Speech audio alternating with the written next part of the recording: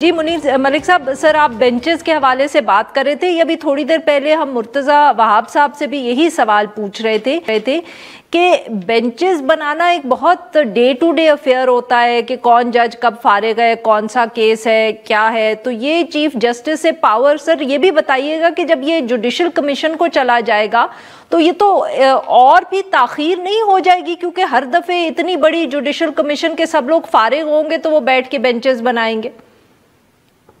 एक तो ताखीर होगी, दूसरा सबसे बड़ा जो पिटफॉल है वो ये है कि वो जुडिशल कमीशन जो एग्जीक्यूटिव डोमिनेटेड है वो कॉन्स्टिट्यूशनल बेंच बनाएंगे। अब मिसाल के तौर पे जजेस का टेन्योर जो है मैं 6 महीने ये जुडिशल कमीशन जो है 6 महीने का उनका टेन्योर बना दे। अब मैं एप्रीहेंड कर रहा हूं कि 7वें महीने के अंदर पार्लियामेंट या एग्जीक्यूटिव जो है कोई एक कानून लाए। मैं रीड कर सकता हूं कि ये बेंच का क्या व्यू। अब 5वें महीने के अंदर जो है मैं जो आइंदा आने वाली बेंच है उसको एग्जीक्यूटिव जो है अरसरे-नौ उसकी तश्कील दे देगा। ये तो ऐसे है कि the executive will be a जज in its own cause. Yeah, this is, I'm opposed to the fundamental principle that no person shall be a judge in their own cause. This is the fatal flaw in the composition of constitutional benches. It will not have any credibility. It will be for the people of Pakistan in the final analysis to decide which bench has more credibility, the constitutional benches or the regular benches of the Supreme Court.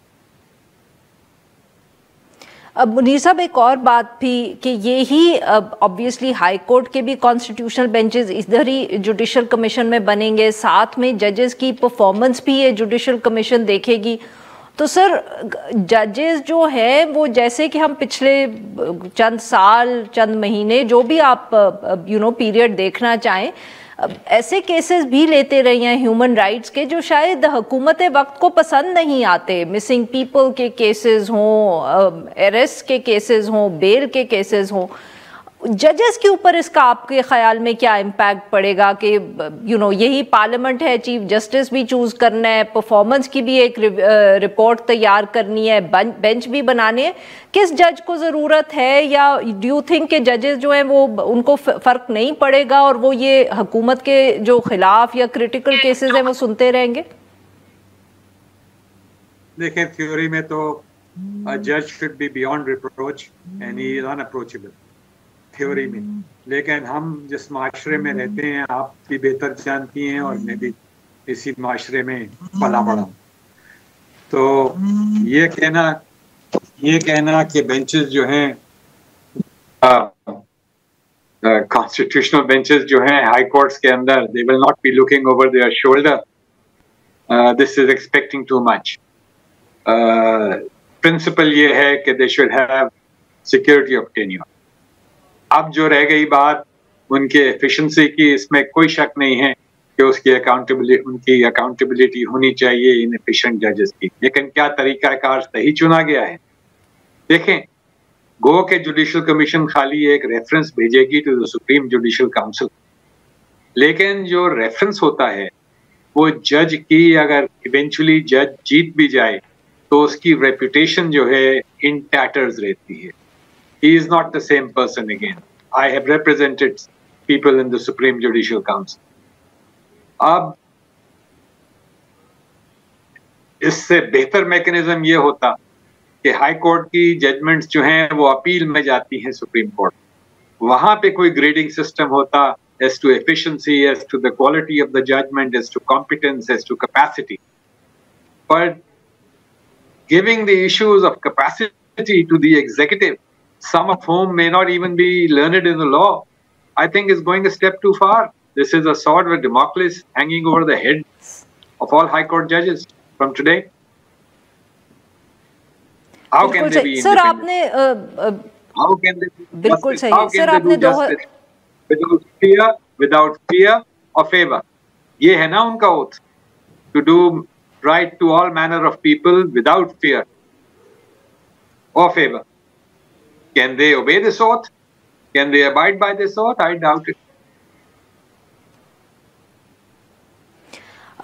Munir साहब, आखिर में sir obviously आपने जिक्र किया है 2007 का, हमें मालूम है जो तहरीक चली, बट सर ये भी सवाल उठ रहा है कि अगर जो सुप्रीम कोर्ट की जुडिशरी है या हाई कोर्ट की जुडिशरी, अगर उन्होंने इस तरमीम को एक्सेप्ट कर लिया, अभी तक तो उनकी तरफ से कोई ऐसा बयान या कोई ऐसी स्टेटमेंट या कोई ऐसा हम कह सकते हैं एक्शन नहीं आया जिससे लगे कि वो भी नाखुश हैं, तो सर क्या फिर भी वकला तहरीक चलाएंगे?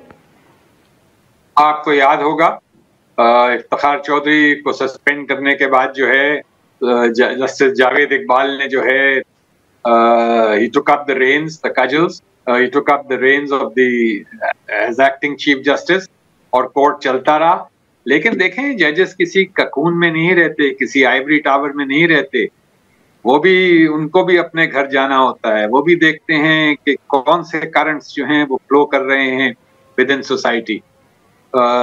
उनकी भी एक पल्स, अवाम के पल्स पे एक फिंगर होती है। शुरू में पहले दिन जो है ये रेफरेंस जो है कभी क्वॉश नहीं होता, ये वकला तहरीक थी। आहिस्ता आहिस्ता आहिस्ता आहिस्ता तमाम जजेस चेंज होते रहे। पहले दिन तो वो स्टे भी नहीं कर रहे थे प्रोसीडिंग्स, जब जद्दोजहद तेज हुई तो स्टे भी हुआ और बाद में वो रेफरेंस क्वॉश भी हुआ। It's a long battle, you know, it's an uphill battle, but we must in all principle register our protest and effectively. Sir, and we expect that we will find allies within the Supreme Court, and we will find allies in civil society, in the media, and you know, one day justice will be done. अच्छा sir, बस आखिरी सवाल छोटा सा ये पूछना है कि जब आपने 2007 में ये तहरीक शुरू की थी, तो did you expect that you would be succeed at it one day? Our cause was so morally upright that we knew that we would prevail, and I feel the same way here. और मैं समझता हूँ Parliament will have a second look at it. We are not against Parliament. हम उसकी supremacy को कबूल करते हैं, but with the implied limitation, it cannot destroy the basic structure of the Constitution. Parliament ये नहीं कह सकती है कि आइन की हर शक्ल इस्लामिक रिपब्लिक ऑफ पाकिस्तान नहीं रहेगा। Parliament ये नहीं कह सकती है कि कोई फंडामेंटल राइट नहीं होगा। पार्लियामेंट ये नहीं कह सकती है कि सुप्रीम कोर्ट को अबॉलिश कर दो। पार्लियामेंट ये नहीं कह सकती है कि रिट जुरिस्डिक्शन नहीं होगी। पार्लियामेंट ये नहीं कह सकती है कि ट्राइकोटमी ऑफ पावर्स नहीं होगी। पार्लियामेंट ये नहीं कह सकती है कि वो 1000 साल की उसकी अपनी लाइफ होगी। तो these are issues, I think better sense will prevail in the Parliament when public opinion is mobilized. That's the way I feel.